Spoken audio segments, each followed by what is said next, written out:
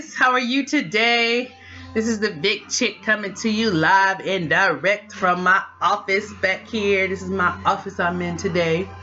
So today I decided that I was going to do a video about my vitiligo story. So I was noticing that I have not done a vitiligo story.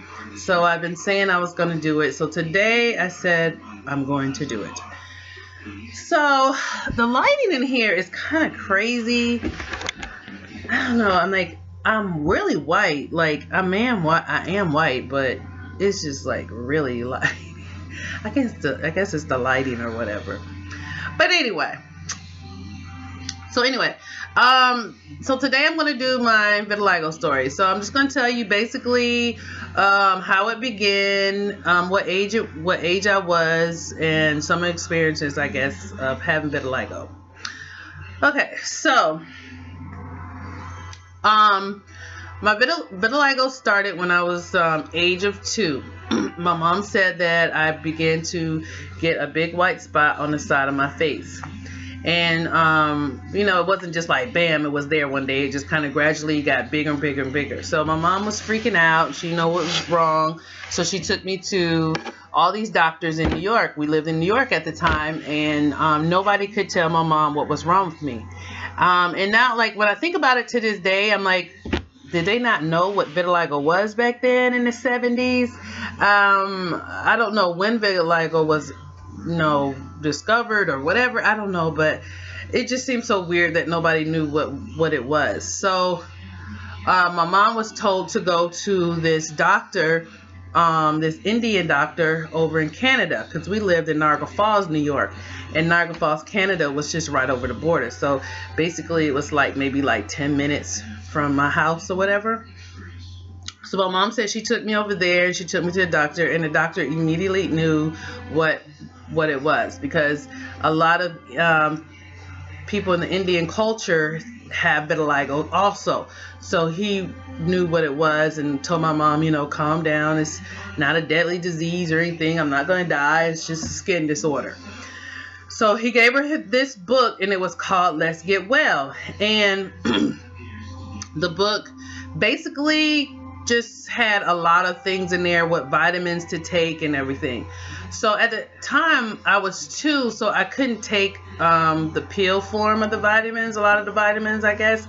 So I think she gave me like a lot of liquid vitamins. She had found some liquid vitamins I could take, like at the drugstore or whatever. I don't know where she got it from. But anyway, I started taking the vitamins, and my mom said within like 6 weeks the spot just went away. So and vitiligo will stay dormant for a while, and I don't know, like I think like age 7 or 8 or somewhere around there, the vitiligo started to come back again. So my mom started giving me the medicine again. And y'all, it wasn't like I would take like 1 or 2 pills. Like I can remember just all the way up until I was a teenager, like the pills I was taking, like it would be like rows, like a whole line across the table. Like she would lay out all my pills that I would have to take and the liquid form, and I would take it like 3 times a day. So what was happening was my mom was giving me all these vitamins, and it was like vitamin B complex, PABA, folic acid. It was just like a whole bunch. I just remember. I can't remember every single one of them, but it was like a lot. And the liquid forms. And so what was happening was, because I was taking so many vitamins 3 times a day, what was happening was it was building up my immune system, which was great. And also I was growing at a rapid pace. So I went to this really small private school when I lived in New York. And the school was so small, y'all, like they would have like 2 grades in one classroom, like 3rd and 4th grade in one class, 4th and 5th grade. Like that's how small the school was. So some of the kids started getting sick in the school. So since the school was so small, they had to close the school down for a while because all the kids were getting sick. Well, I didn't get sick.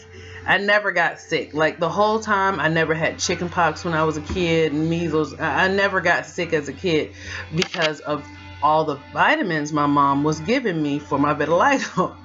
So anyway, so then once I got to like fourth, fifth grade, stuff like that, that's when I really started to grow. And really, since the fifth grade, sixth grade, I've been basically the same height, which I'm like 5'9". I've been almost like the same height since that, because the vitamins were making me grow really, really fast.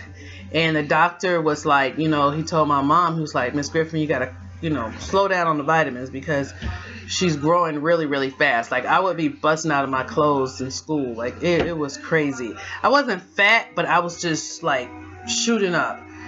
So she calmed down with the vitamins for a while, and then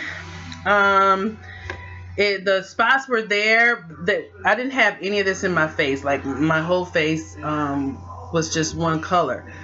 So when I was basically, I had spots on my feet, my legs, my elbow. I may have had a spot like on my hand. I didn't have any spots in my face. Only thing I had was white lips. And chest, I think no, I didn't have anything on my chest or my back or anything like that. It was just like a couple spots here and there. It wasn't a whole lot of spots. So when I got to high school and I was like ninth grade, some spots started to come back, and then my mom took me to this dermatologist, and they did called a UV rays treatment. Basically, it was like a stand-up sun tanning machine. Basically, that's what I used to call it. And you had to stand in there, butterball naked, and you take this pill like 20 minutes before you go in there or something, and then you stand in this machine with these lights, ultraviolet lights, naked for like each time you go, you go for a longer period of time, and you had to wear these shades. So okay, I was in ninth grade at the time. I was 14 years old, and after you finish the treatment, you have to wear these ugly. At the time, I thought they were like really ugly shades.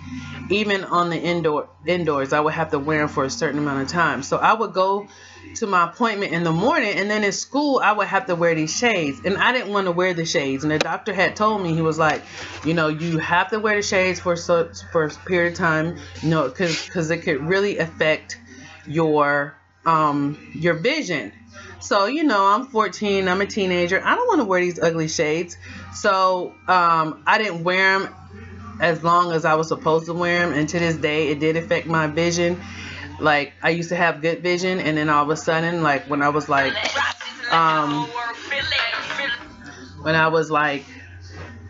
16, 17, I noticed my vision starting to change. You know, and I had to start wearing glasses and everything, and it was because of that treatment. So I did that treatment for maybe like 2 years or something, and it did make the spots stop spreading. I still had the spots, but they stopped spreading. But like where the white spots were, like when I would leave out the treatment, it would be like reddish, like a sunburn kind of thing. And so it was kind of weird. My mom did that for a while, and then she was like, after that, she was just like, whatever, you know, she was like, I'm not spending any more money on all these crazy treatments or whatever, because it's not making your vitiligo go away. So it was just dormant for a long, long time. I didn't get any spots. I just had the spots that I had until I was 28 years old. And so from the time I was 14 to the time I was 28, basically I just had the same spots. I didn't have any new spots. I didn't have, you know, it wasn't spreading. It was just kind of in a dormant stage. Well, when I turned 28, this is another video I'm going to do, but I'm not going to get all into it. But what happened was, when I turned 28 years old, I had 2 wisdom teeth taken out, and a bacteria virus got into my bloodstream, and I almost died basically. So what happens is with vitiligo is when you have any kind of stress to your body, or you are stressing or whatever, it flares up the vitiligo and it starts to spread. Well, after that whole fiasco with my tooth and being in the hospital and all the things that happened, I'm not going to go into the whole thing on this video, but after all that happened, within like 6-7 months after that, my vitiligo started to spread. And my face had swollen up really bad from the infection. So all of this came, and I was all swollen all up under here. So what happened was it just started to spread all over my body, like it was spreading rapidly. And so that went on for like maybe a year, where my whole body started to change, and all these spots just started to come, and my color just started to go away. And so I was probably like 28, 29. So I got married and I was 30, and I think it started to calm down after that. And basically it's been like this ever since. Now I did, I don't know if you can see all of this. It's kind of a shadow in here. This lighting sucks. But all of this was white. And I don't know if you can kind of see, there's like a couple brown spots on my chest area that came back. And I had been taking this stuff called moringa, aloe vera. I don't know if you guys ever heard of that. I will put the information of that in the description box below. But basically, moringa, it's a tree that has like all these vitamins in it, and it's really an awesome vitamin or root or tree or plant. I guess that's what it is. But it's a powder. And I started taking that, and I noticed like some of my color was coming back, and I was taking it like every single day, 2 or 3 times a day, and it was really, really working. And then I stopped taking it as much because it was working, and I was so thankful that it was working. But I started to get not sick, but the smell of it was kind of nauseating to me after a while. I think because I was taking it so much. So I still take it. I always keep moringa. It's so good. Like if you have anemia, if you're anemic, low blood or whatever, I mean, for vitiligo, it's really, really good, y'all. I mean, it is. I'm telling you, it really, really is. And I did notice a lot of things in my body changed because I've taken it. I'm going to restart taking it on a daily basis because I know I need to. But I had just got kind of, I think my body needed a break from it too, because you can only take something for so long and your body starts getting immune to it. And I think that what was happening, and it was kind of making me sick. But it's like it's a green powder. It's a powder form. If you live in the Atlanta area, you can get it at the DeKalb Farmers Market. They sell it there. You can get it at any Whole Food markets. They have it. Natural stores, they carry it. So it's very easily to get. It's not something hard, or you can order online. I used to order it from a lady in Boston because she was the only person I know that I can get like a 5-pound bag, and I mean it's a lot. And I used to get it from her. But it is a very good thing. And I know why it works, because that was the thing that worked when I was a child. The vitamins made, because our body is lacking that vitamin B, I guess. And since that plant has so many vitamins in it, and that's what our body needs, is those vitamins to flourish it. And so I know that's why it works. And it's like it's an awesome plant. But I will put the description box below and to tell you all about moringa. And it's an awesome plant. But anyway, so that's basically it. And I just live with vitiligo every day. The older I've gotten, the more comfortable I have gotten with my skin. There's like years ago, there was no way on God's green earth I would walk outside with no makeup on my face. Like, you could not pay me to do that. Now I am very, like, I'm talking to you guys, I don't have any makeup on, and I know the world could see this video, and I don't really care. Like, this is the way God made me. This is what it is. It is what it is. Like, there's nothing I can do about it.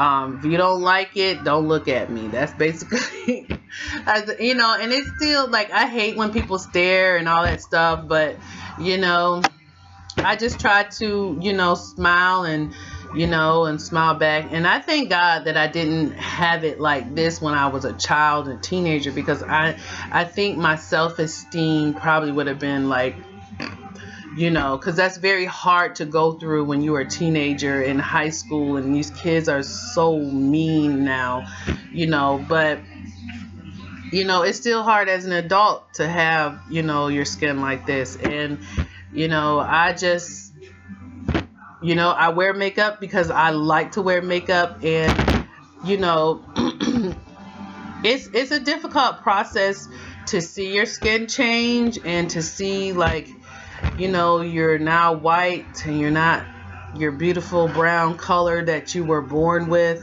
And I love my brown skin. I love my brown skin.